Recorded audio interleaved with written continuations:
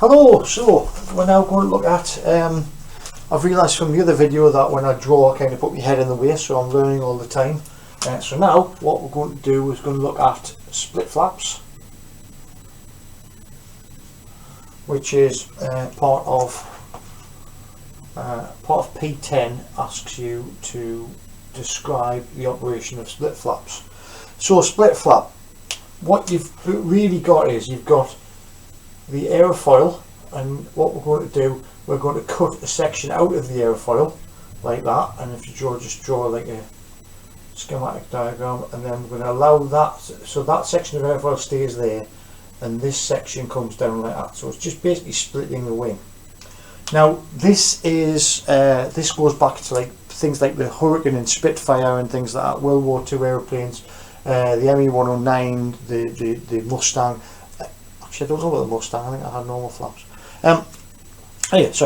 So a lot of the World War II stuff had split flaps. Now they've got advantages and disadvantages, okay? So a split flap, what it'll do is, if you notice that what you want to keep laminar flow over the top of the wing. We've talked about laminar flow in previous lessons in topic 1.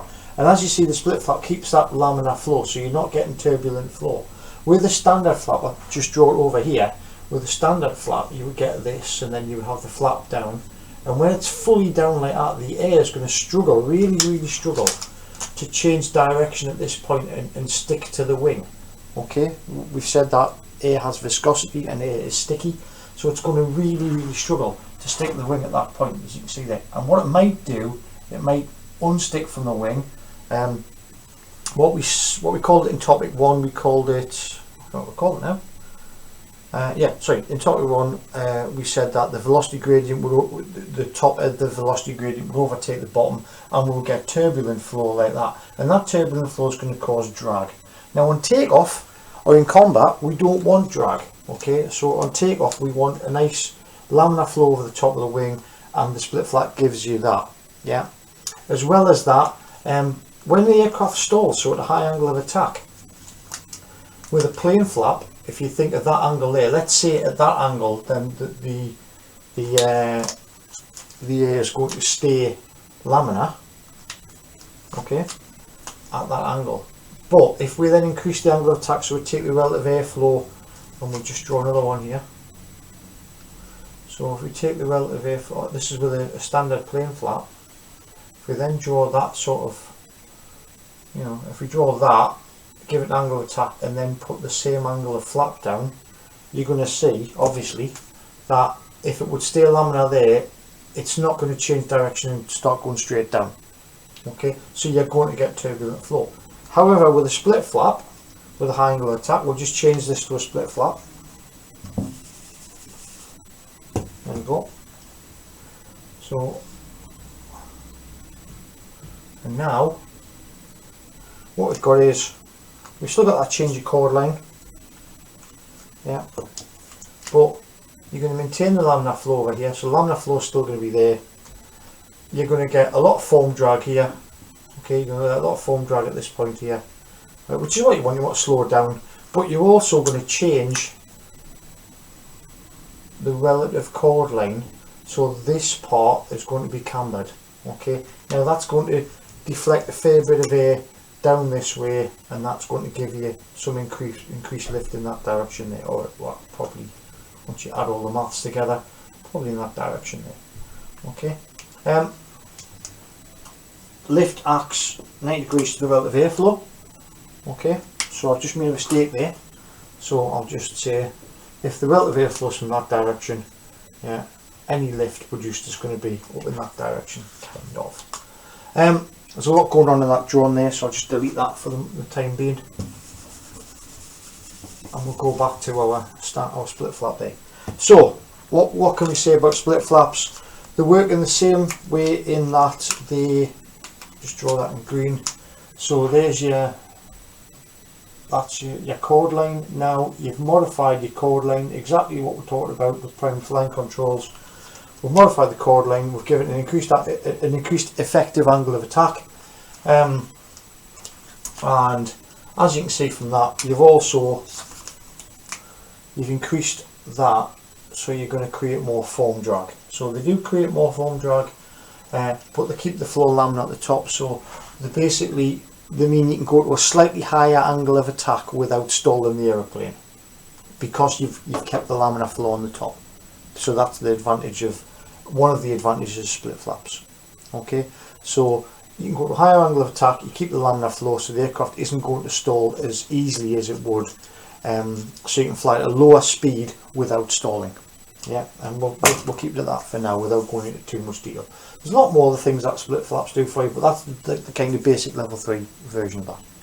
Okay, so I'll just say how much time we've got left on the camera, and yeah, we'll keep going. Okay, right, so that's split flaps. Let's have a look now at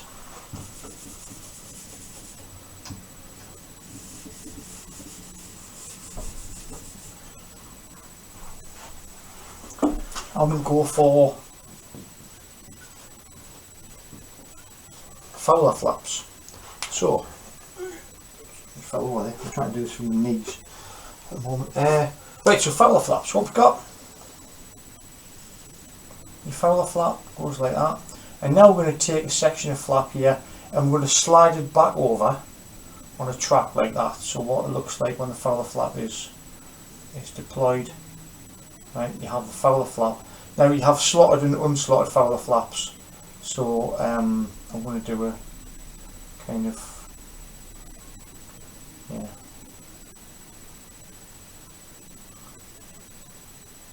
So the fowler flap extends out, and sometimes it has like another little bit in there that extends out with it. Okay. Now these flaps, you're not actually in the assignment, you're not asked to talk about slotted flaps. It is on the syllabus, so we'll have to talk about them. So before we go into I'll go into standard fowler flaps. If we think of the 5 factors affecting lift, the split flap changed the angle of attack, or the effective angle of attack. The fowler flap is going to change the effective angle of attack. So there's one new chord line. Yeah. One of the factors, the split flap and the plain flap, changed the shape of the wing. So they changed 2 factors, the angle of attack and the shape. The fowler flap goes one step further and it changes the surface area. If we look at that over there, let's see, we had 10 surface area. Now it's extended out, right? So we've got 12 surface area, for want of a better word. Yeah, so it increases the surface area. There's more actual wing, so it's extending out. So this thing's hidden inside the wing, and then it becomes part of the wing surface. Yeah, so fowler flaps extend the surface area because they've increased to one of the factors of lift. Yeah, they don't need to increase the other ones as much to get the same effect. So if we had our split flaps and we said we put the split flap down to there, and that gives us an extra, you know, these aren't actual numbers, that gives you an extra bit of, so there's our 5 factors. So if we go shape,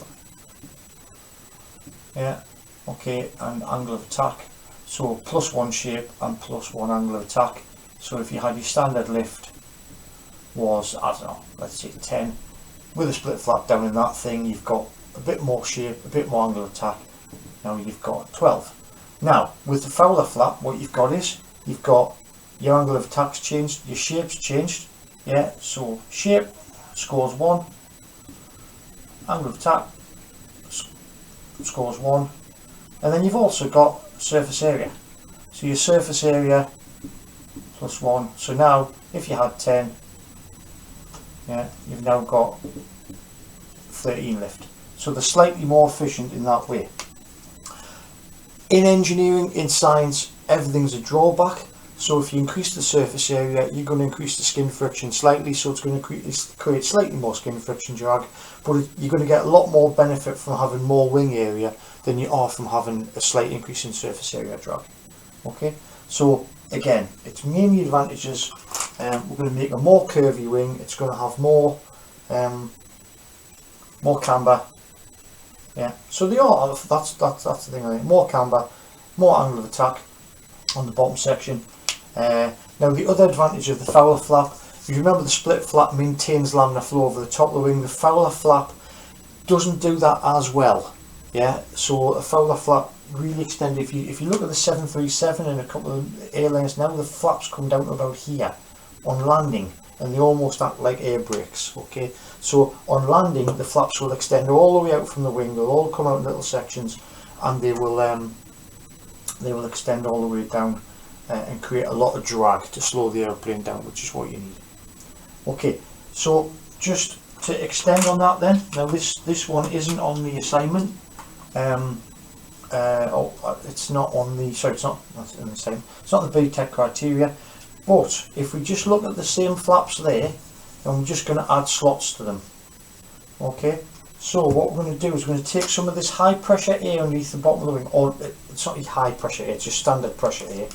This air over the top is low pressure, right, and this is higher pressure than that.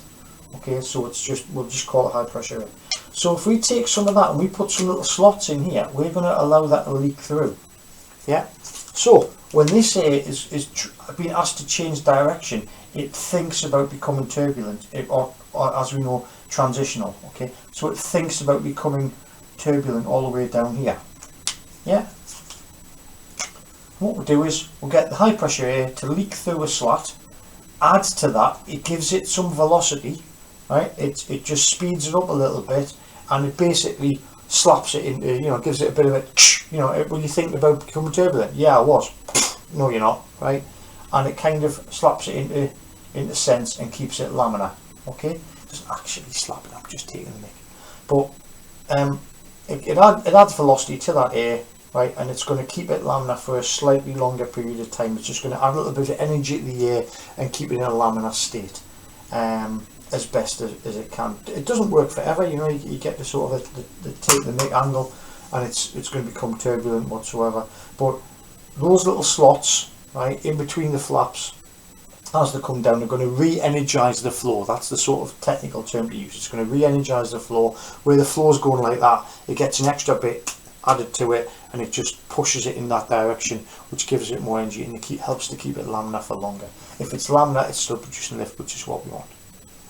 Alright, any questions on anything I'm doing now, remember to email me. I've had some questions already from Josh and Kyle about how to submit assignments and things, and I'm responding to them as I can. Okay, hopefully my head's not the way of the camera this time, or I'm in shot.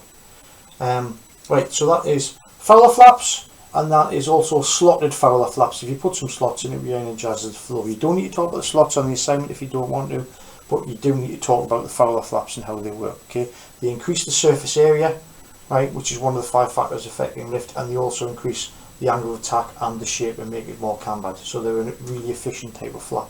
They also cause, they can be extended out and right down there to cause quite a lot of drag, so they're very useful for landing. Remember, landing you want drag, take off you want to get rid of as little drag as possible. So the other advantage of the fowler flap is when they're halfway down, yeah, and not fully extended, and they're just kind of creeping out the wing a little bit, yeah, you just get a little bit of angle of attack, a little bit extra shape, a little bit of change of angle of attack, a little bit more lift. That's all you need for takeoff without the drag penalty. Okay, so that's flaps. The next subject we're going to talk about is trim tabs and things like that, and then we're going to talk about air brakes and stuff, so that's going to be in another lesson, and I'll do another video for that very shortly. Okay, thanks for watching that, and I'll see you on the next video. There will be some aircraft maintenance videos coming as well for the first years. Second years, I haven't forgotten about you in case you're watching this. Right, bye.